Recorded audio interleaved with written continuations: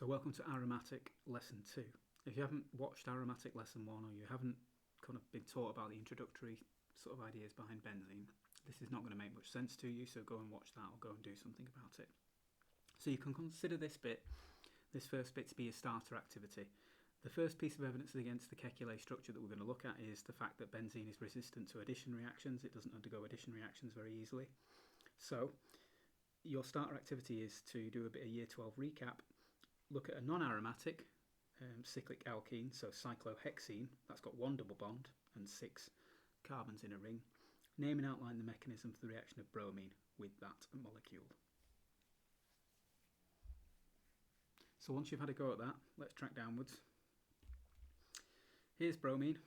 A bromine molecule is a non-polar molecule. However, when you put even a non-polar halogen like bromine nearby to a region of high electron density, like we've got in this double bond, okay, look at that fancy effect, then you get polarization, and you can notice that the end that's closer to the double bond, right, is partially positive. And it wouldn't normally be, but it is in this case because it has been polarized by the presence of the high electron density in the double bond. So then, curly arrows, right, you should have had a go at these already, but just to clarify, we're going to have a movement of a pair of electrons from the double bond to one bromine atom, the partially positive one. That follows the rule that we always establish in curly arrow mechanisms, that you go from a region of high electron density, in this case a bonding pair in the double bond, to a region of low electron density, in this case the delta positive bromine. We're then going to go, as a consequence, from the bonding pair between the two bromines onto the other bromine, okay, which is going to then form a bromide ion. So we have those two curly arrows. So tracking downwards, I've drawn my intermediate, my carbocation intermediate. It doesn't really matter which way around I've drawn this because there's basically a symmetry to this molecule, but remember that the way that carbocations form in some of these mechanisms has to do with the very stability of them. That doesn't matter here, but it's just a reminder about that Year 12 content. So then, because the bromine formed a bond with the carbon, right, we've now got this carbon atom with a hydrogen attached as well. And because I've been using skeletal formulae, it might not be that obvious, right, but there were hydrogens, you know, a reasonable number of hydrogens all around the outside of this molecule. And so we've attached a bromine by breaking that double bond. We're then going to have another electron pair movement, this time from the lone pair on the bromide ion towards the positive carbon that doesn't have a full number of bonds yet, and that's going to add our next bromine to the ring, and we end up with this structure. Okay, remember there's still hydrogens attached, but because it's skeletal I don't need to show them. If that bothers you, redraw the whole thing using displayed formulae if you want, and you will end up with something that, you know, might make a bit more sense to you visually, although it will be a bit more cluttered. So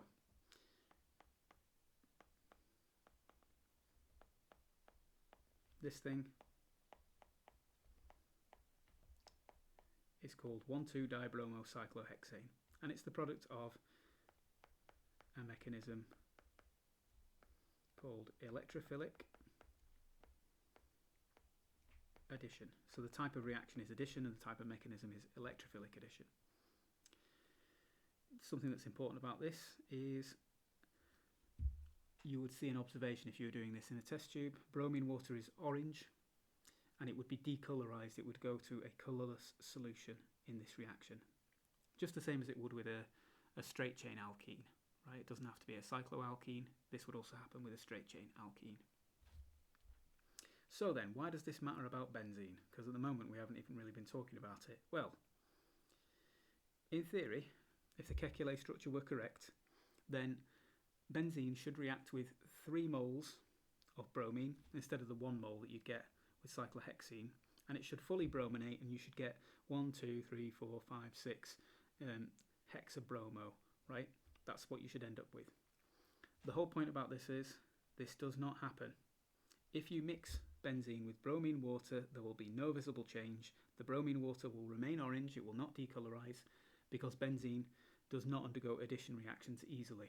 Okay?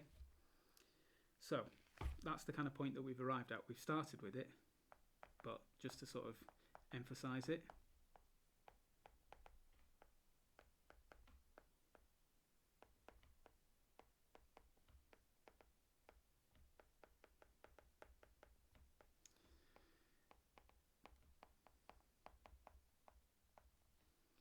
I'm putting that easily at the end just to sort of cover myself, because benzene might undergo addition reactions if we change the conditions, e.g. temperature, but it doesn't react with, for example, bromine water at room temperature. There's an explanation that's usually given for this, which is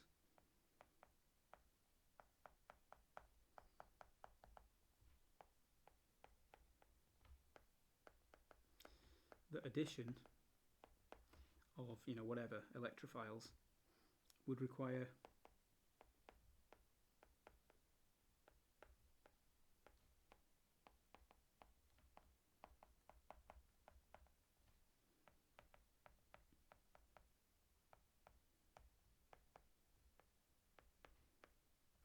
breaking open the ring of delocalized electrons. And the reason that that's something that kind of causes a resistance is, basically, we'll revisit this idea later, but delocalizing electrons makes substances more stable. That's the simple kind of way of looking at it. So the benzene ring that we've got, the ring of delocalized electrons, is quite a stable arrangement. And so breaking that open is not going to happen very easily, right? And that's why benzene resists addition reactions, like with bromine water. So you should be pausing the video and making your notes as appropriate, right? But you just take your time and digest it. I'm just going to keep pushing on. So here's a piece of evidence that's not one that we spend ages on. Bond lengths are all the same in benzene. So the key piece of information you need to know here is that when you compare the bond lengths of alkanes and alkenes, you find that there's a difference, and single bonds are longer than double bonds, or vice versa, double bonds are shorter than single bonds. So if you look at ethane on the left versus ethene, what you find is that the length of the covalent bond that holds the two carbon atoms together, whether it's single or double, is different. 154 picometers is what it says there, PM. 133 picometers is what it says on the right. You do not need to know any of these values, but you should know that double bonds are shorter than single bonds. Okay? So, why does this matter? Well, again, we're going to do the same kind of thing. If you look at the Kekulé structure, then what you should get is basically a lopsided hexagon, where all the sides are different lengths, where it alternates between a shorter side and a longer side. Okay?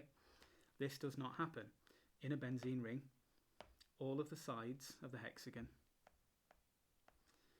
are the same length. They're around 140, 139 picometers. Okay? That is some way in between a double bond and a single bond.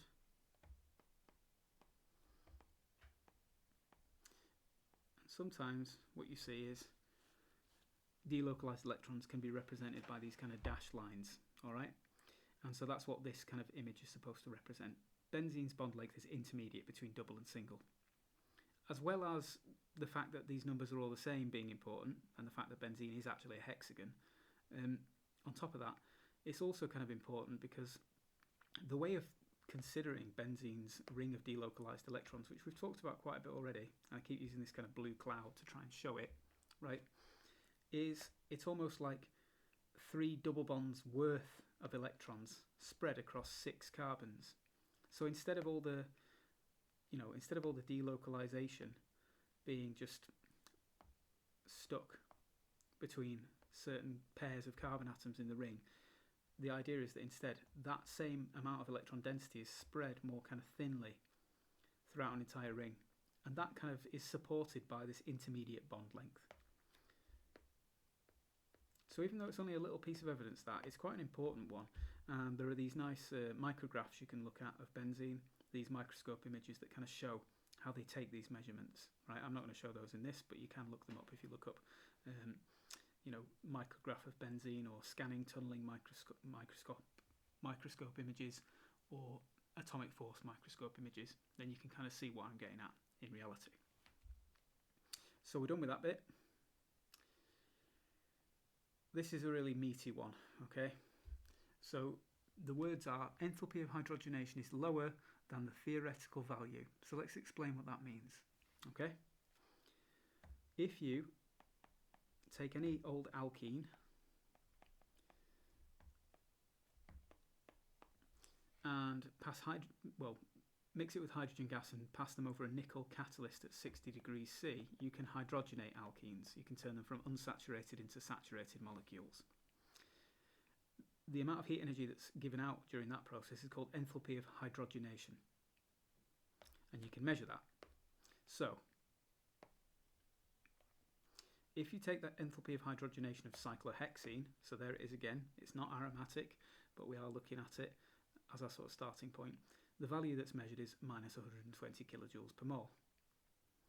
If you were then to look at cyclohexa-1,3-diene, which is this thing, you would anticipate that the enthalpy of hydrogenation will be double that, because it has two double bonds. That's a fair assumption. Okay? Then the next question that I always ask when I'm teaching this live is, what would you expect the enthalpy of hydrogenation of the triene to be? And the answer, understandably, is always minus 360 kilojoules per mole. So again, what we're saying is, in this theoretical molecule, the cyclohexa-1,3,5 triene, there's anticipated sort of physical properties and chemical properties that don't necessarily match up with what we find. So what do we find? That's the next question. The best way of kind of looking at this is to plot it as a graph. So imagine that you've got energy on the y-axis, okay, which can be measured as enthalpy changes, and you've got the values that we just looked at. So we've got cyclohexene minus 120, cyclohexa-1,3-diene minus 240, cyclohexa-1,3,5-triene minus 360.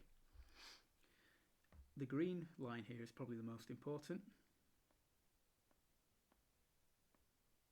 and we'll use our ring to represent it again. When you actually measure the enthalpy of hydrogenation of benzene, the value that you get is minus 208 kilojoules per mole. So that's quite a big discrepancy. There's essentially a shortfall of 152 kilojoules per mole in energy between the theoretical value and the measured value. So how do we put this into words? Well, underneath we'd say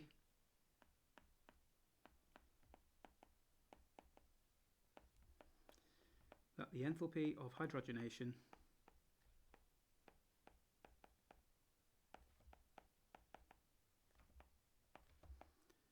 of benzene is less exothermic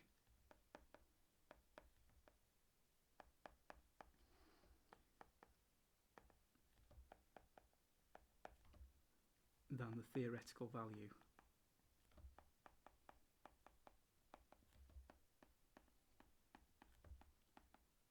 for cyclohexa-1,3,5-triene, which, remember, I'm going to point this out again, does not exist. It is not a real molecule. We're just plotting what would happen if it was. So it's less exothermic. Something else we can say about this is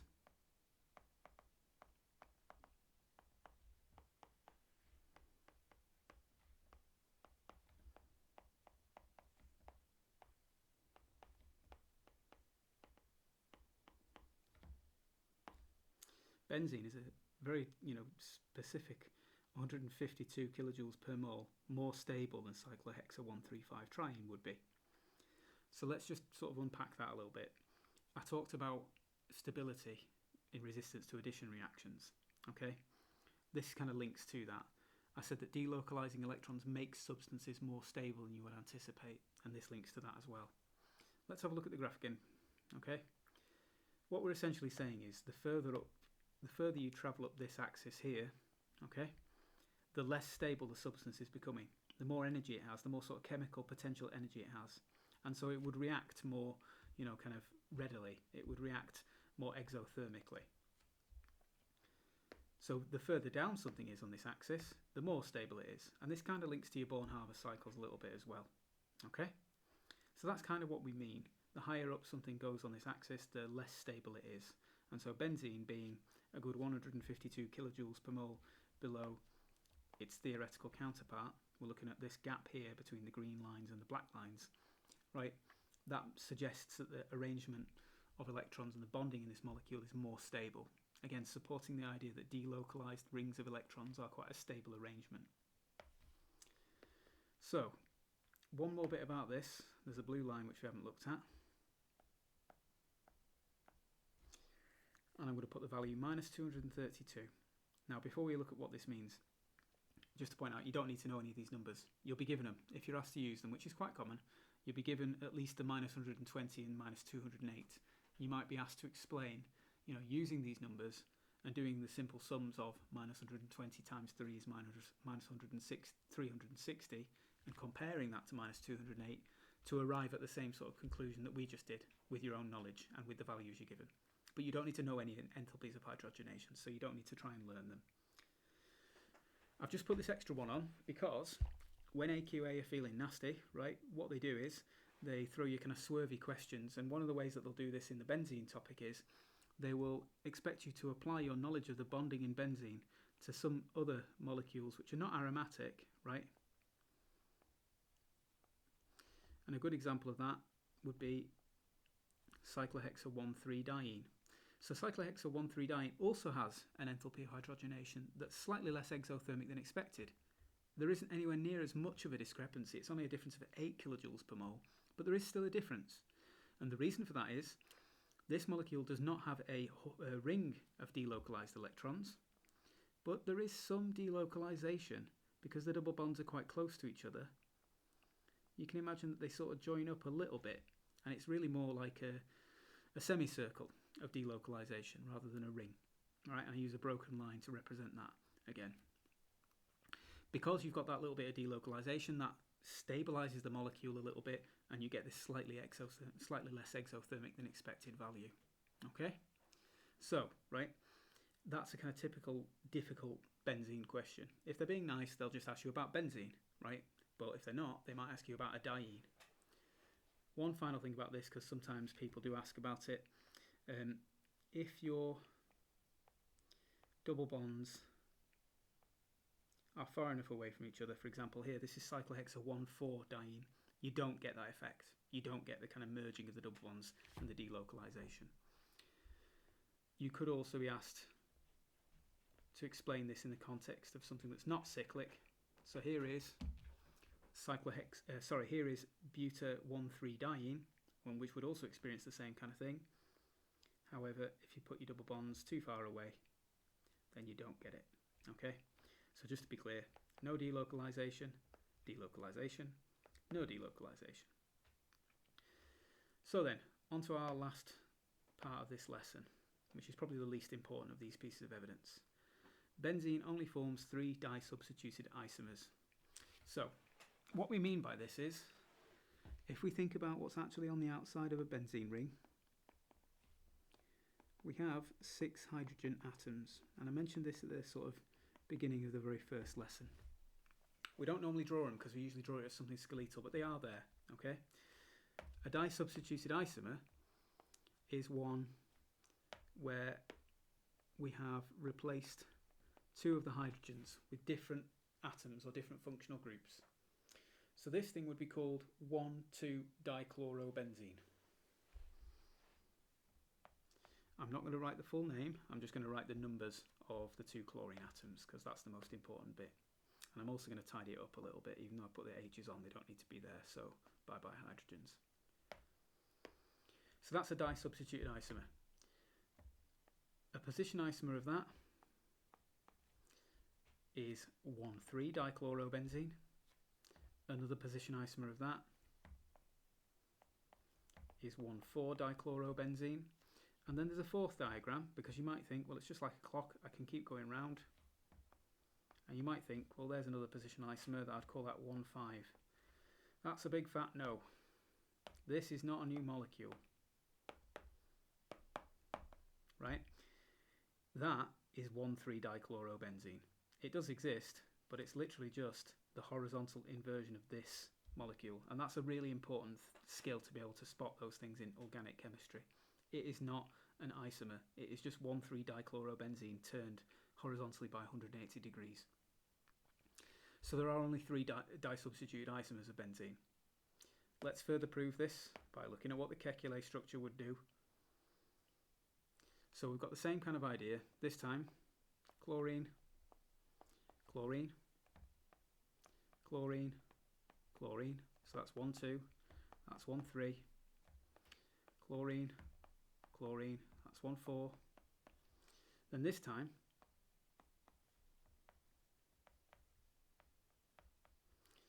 you can keep going, right? Because when you arrive at